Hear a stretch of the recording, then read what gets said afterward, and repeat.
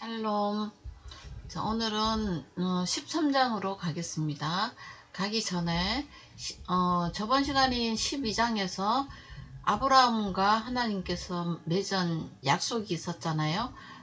친척 집을 떠나서 내게 보여줄 땅으로 가라. 그래야 하면 내게 복을 주어 너 이름을 창대하고 하고 너는 복이 될 거라고 했고, 이런 어마어마한 약속을 했단 말이에요. 그래서 아브라함도 동의를 하고 믿음 말씀을 따라갔고, 이게 믿음이거든요. 근데 이 아브라함이 믿었던 그 하나님에 대한 신뢰도를 보겠습니다. 그거는 그 땅에 기근이 들었으므로, 그래서 자연스럽게 애굽으로 내려갑니다. 하나님과의 약속은 헌신자처럼 던져버리고, 그죠? 이렇게, 이게 인간론이에요. 하나님과의 관계를 맺기 위한 어떤 전제 조건, 하나님의 말씀을 인간은 지킬 수 없어요. 자, 이거를 하나님은 아브라함이라는 컨텍스트를 통해 갖고 보여주는 거예요. 인간론이에요. 아브라함의 일생에 통해서 하나님이 우리에게 주시는 그 말씀의 신뢰도, 믿음이 어떻게 형성되는지 보게 되거든요. 자, 그래서 오늘의 첫 얘기에서 이거는 우리 인간에게는 스스로 창출해낼 수 없는 믿음이라는 걸 아셔야 돼요. 다시 말해서 인간 대 하나님이 동등한 관계로 언약을 하지만, 약속을 하지만 인간 쪽에서는 지킬 수 없다는 것을 보여주는 이런 이야기예요. 자, 근데 이제 이 땅의 기근 문제, 인간은 해결이 안 돼요. 하나님께서는 이제 해결을 하시는데, 그 기근이라는 이벤트를 통해서 아브라함은 자신을 보게 되죠. 내가 하나님 말씀에 대해서 어떤 신뢰도를 갖고 있느냐, 빵점이에요. 그래서 이제 그 땅을 떠납니다. 그 땅을 떠나면 안 된다고 했는데 이제 떠나게 되는 거죠. 그와 같이 아브라함이 우리잖아요. 인간에게는 하나님의 말씀을 신뢰해낼 수 있는 충성도를 보일 수 있는 어떤 부분은 없다. 근데 나중에 가면 22장이에요. 21장에 가면 그 말씀대로 그걸 기근 문제가 아니고 그 이삭을 바치거든요. 그거는 또 뭐냐, 그러는 사이에 25년이라는 세월에 더하기 17년 하면 한 40년이라는 세월이 흘러요. 40년이라는 세월이 흐르고 난 다음에 아브라함이 하나님의 일하심에 대해서 봤죠. 그것을 보고 난 다음에 하나님의 말씀을 믿은 거지 자신의 의지를 믿은 건 아니거든요. 그래서 신약에서는 그 믿음으로 인하여 우리가 산다고 돼 있어요. 예수님의 죽으심과 부활의 그 가치, 그것에 대한 의미를 믿음으로 우리가 구원을 얻었고 영생을 누린다고 이렇게 설명을 합니다.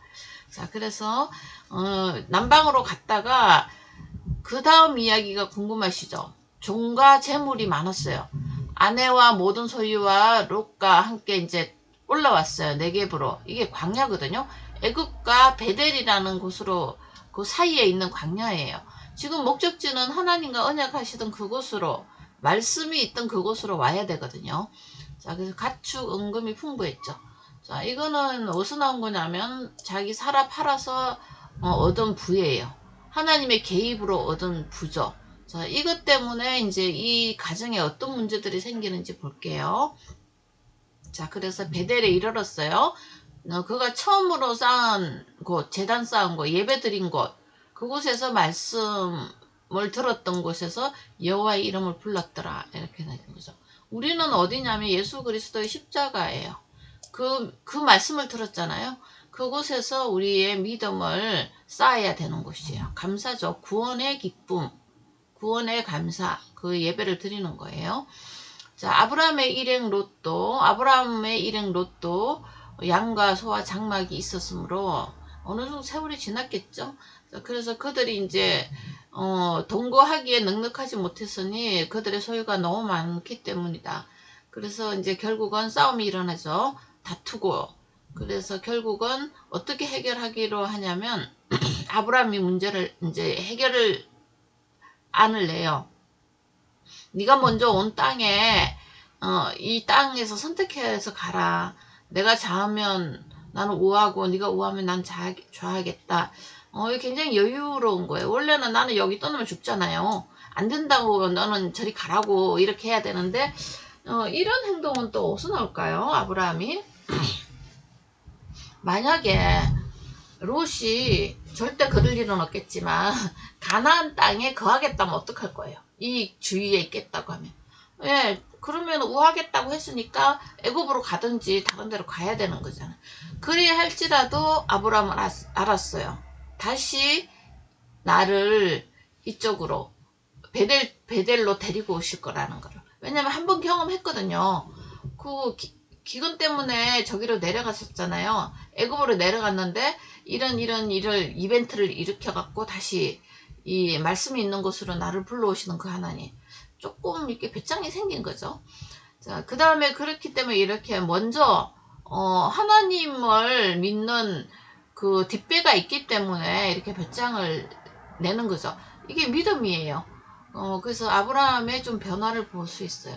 자, 이번에는 저번 12장에는 기근으로 인해서 하나님이 테스트를 하셨다면 이번에는 풍요로 인해서 테스트를 하시는 걸 볼 수 있죠. 하나님은 항상 우리의 믿음을 시험하십니다.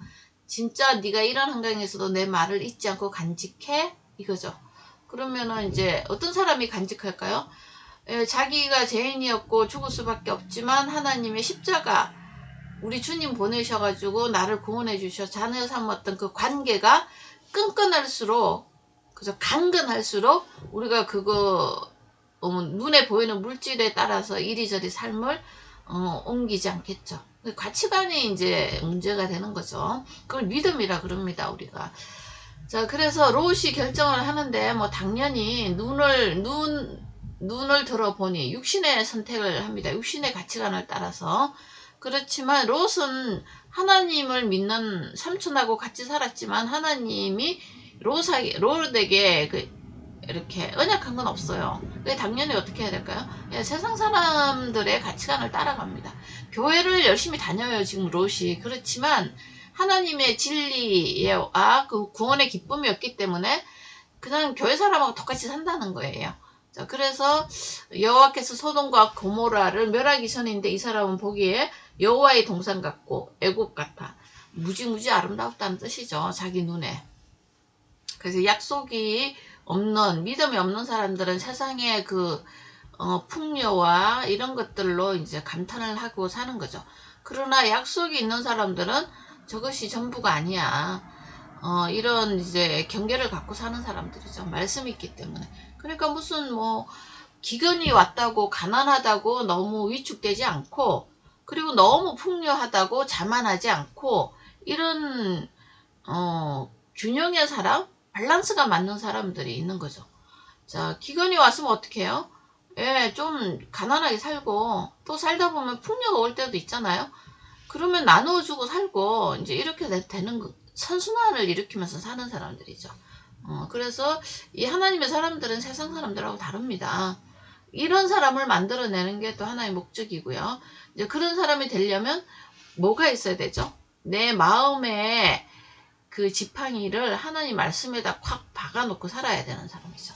자, 그래서 그런 말씀의 믿음을 갖고 있는 사람들을 우리가 신앙의 사람이라고 합니다. 그러면 롯처럼 맨날 이렇게 삼촌 밑에서 하나님 이야기를 들었지만 가치관이 전혀 안 바뀐 여호와의 동산이 애굽이고 이게 완전히 원수들이 사는 곳이 여호와의 동산으로 재해석되는 이 인간 이건 또 뭐라고 불러야 되느냐? 그냥 종교인 종교 동아리 하러 오는 사람, 기독교 동아리 하러 교회 왔다 갔다 하는 사람. 그리고 이거를 우리 주님은 또 어떻게 표현하시나? 가라지, 염소 이렇게 또 양의 양털을 입은 늑대 뭐 이렇게 또 지도자 자리에 앉아 있을 수 있죠. 싹꾼 목자. 나중에 계시록 가면 뭐라고 해요? 거짓 선지자, 용의 말을 하는 자들.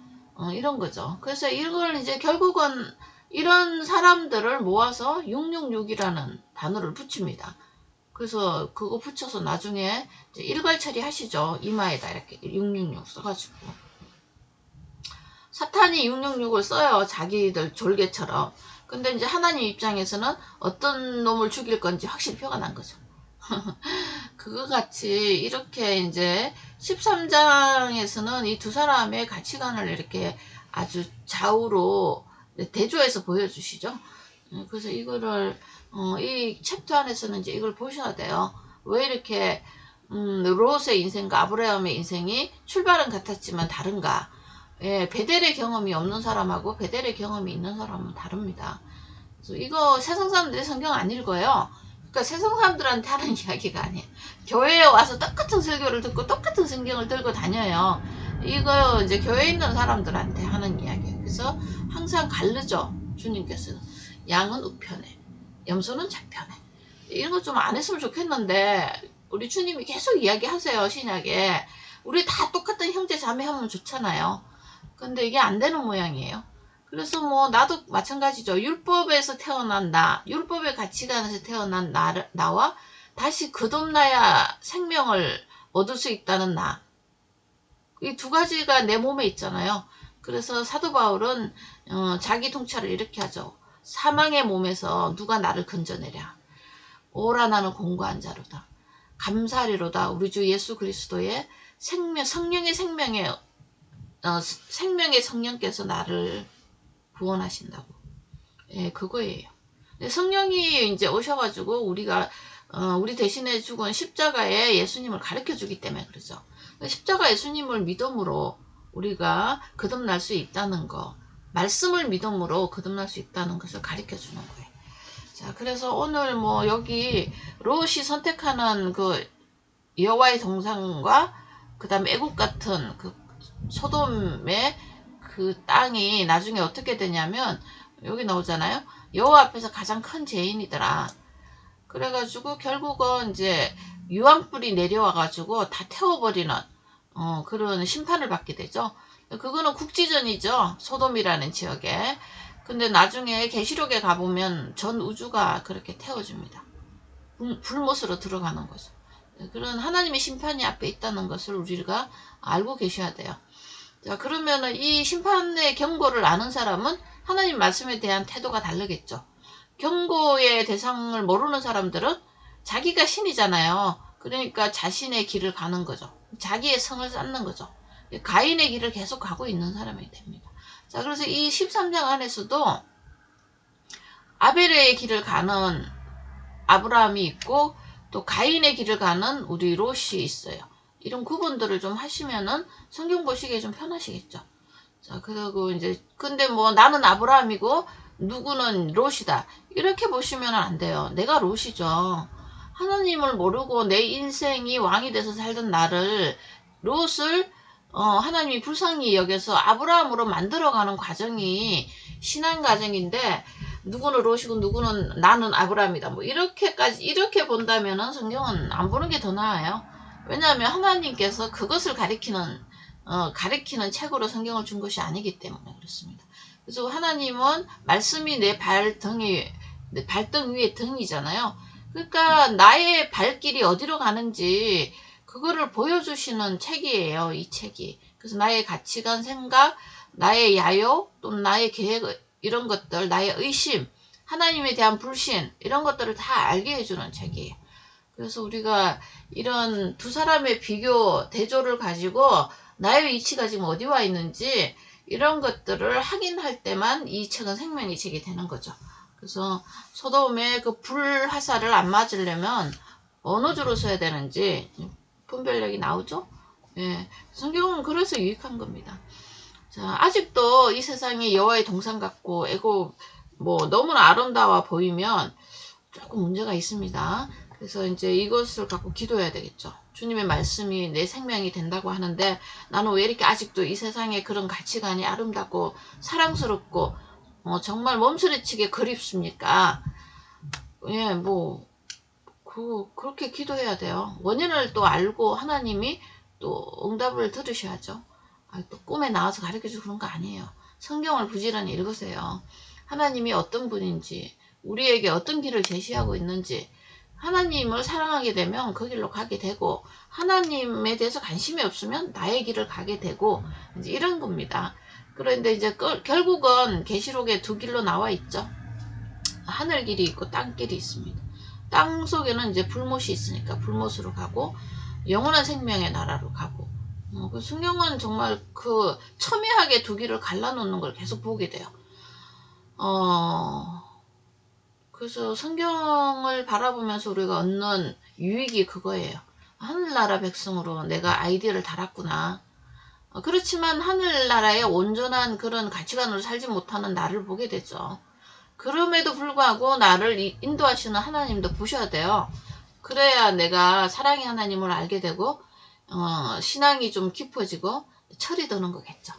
예, 감사합니다. 오늘 여기까지 하겠습니다.